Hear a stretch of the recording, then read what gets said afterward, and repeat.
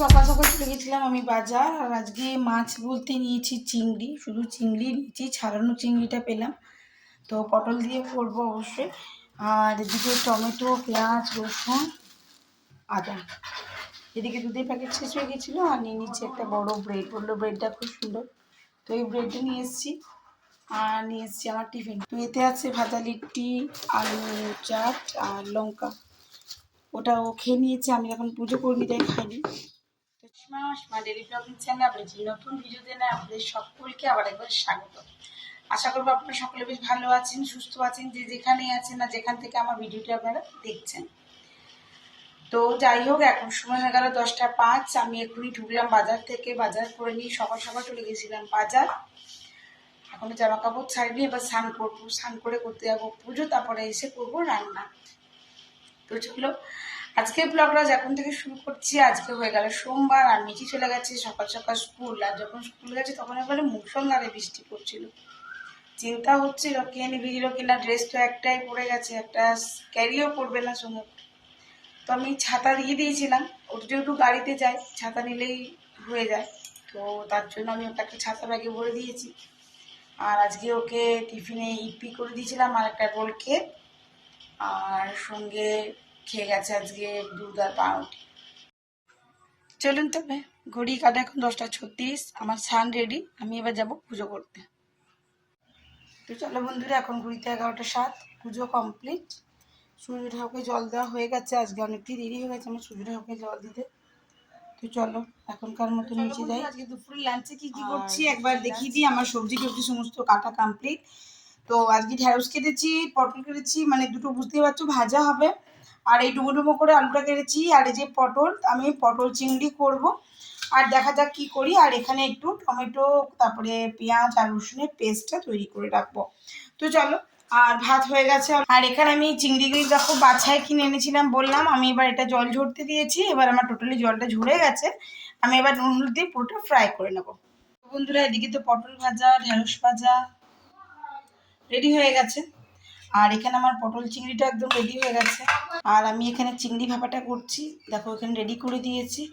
এবার আমি এটা ভাপে বসিয়ে দেবো, তারপর রেডি হোক তোমার সঙ্গে সেটা শেয়ার করবো। আর যদি এই রেসিপিটা তোমরা চাও অবশ্যই আমাকে কমেন্ট বক্সে কমেন্ট করো, আমি তোমাদের সঙ্গে শেয়ার করবো যে আমি কীভাবে চিংড়ি ভাপাটা তৈরি করি। চলো, সো এখন আমি বানিয়েছি আর কি চিকেন পকোড়া। কালকে যেহেতু সানডে ছিল, আমি তো নুন খাই না, তো কালকে চিকেন করেছিলাম ওদের জন্য। তো আমি চিকেনটা খাইনি, আমি কিছুটা চিকেন সরিয়ে রেখেছিলাম। এখন আমি চিকেন পকোড়ার জন্য চিকেনটা রেডি করেছি। এই দেখো, এটা আমার রেখে আসলে ফ্রাই করব, এখানে পকোড়ার মতন বানাবো। আর এখানে এই যে দেখো, আমি সেদ্ধটা হতে দিয়েছি, কুকারে দিই নেই, আমি কড়াইতেই জল বসিয়ে দিয়েছি, প্রায় হয়েই এসছে। আমি এবার এটা অফ করে দেব। খুব ভালো রকম ফুটেছে। তো একটু বসালাম চা, একটু চা খাবো পকোড়া দিয়ে। আমার খেতে করতে তো সেই বেলা 3টে।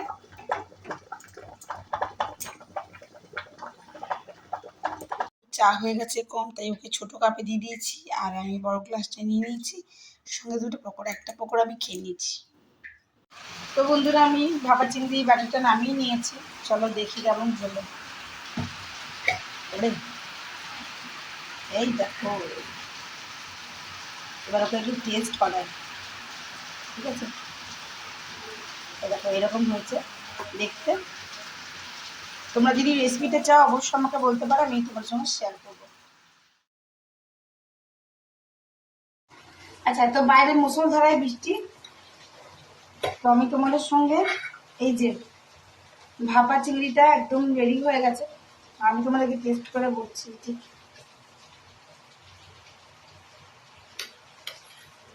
এই যে,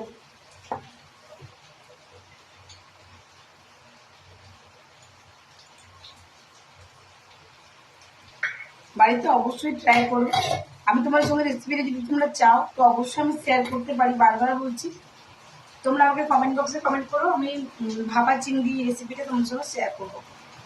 তো চলো এখন ওদেরকে দুপুরে লাঞ্চটা দিয়ে দিয়ে যাবে। সো এই রেসিপিটা আমি করেছি বলে না, আমি ফার্স্ট টাইম মানে ছোট চিংড়ির উপরে আমি ভাপাটা করলাম। আমি আগে বড় চিংড়ির উপর ভাপাটা করেছি, দারুণ মানে দুর্দান্ত টেস্ট হয়। তাও আজকে আমি দই দিইনি, তা কিন্তু ছোটো চিংড়ির উপরে ফার্স্ট টাইম করলাম, বাস দুর্দান্ত একটা টেস্ট হয়েছে, দারুণ খেতে হয়েছে, দারুণ। তো চলো ওদেরকে এবার আমি দুপুরের লাঞ্চটা দেবো। এখন তো 2টো বাজেনি, তো মিঠির আসতে করতে সেই 3টে, আর মুষলধারায় দেখছো আওয়াজ, মুষলধারায় বৃষ্টি পড়ছে। তো ঠিক আছে, আবার তোমাদের সঙ্গে আমার ব্লগটা কন্টিনিউ করবো বিকেল থেকে। বিকালে বৃষ্টি না পড়লে যাবো মাসকাবাড়ি মাল আনতে। তো তোমার ব্লগটা কন্টিনিউ করবো, অবশ্যই সঙ্গে থেকো।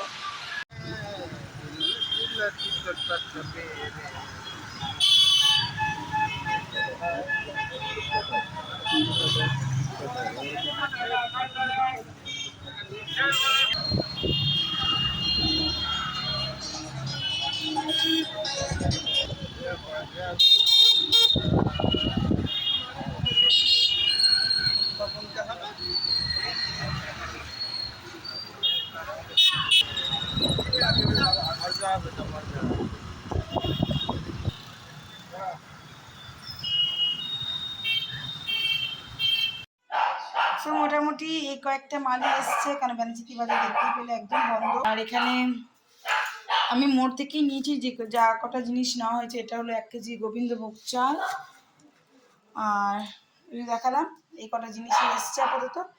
বাকি দেখি আবার কালকে সকালে যাব। তো এখন টাইম হয়ে গেছে 10টা 16, আর আমরা একটু আগে আসলাম, আর সব মাল আনা হয়নি কারণ ব্যানাচিতি বাজার বন্ধ। চলো আজকের মতো ব্লগটা এখানে শেষ করছি। ব্লগে কিছু ভালো লাগলে অবশ্যই লাইক কমেন্ট শেয়ার করে দিও। যদি কোনো নতুন ক্রিয়েটার হয়ে থাকো অবশ্যই আমাকে সাপোর্ট করো, আমি তোমাকে সাপোর্ট করতে থাকবো।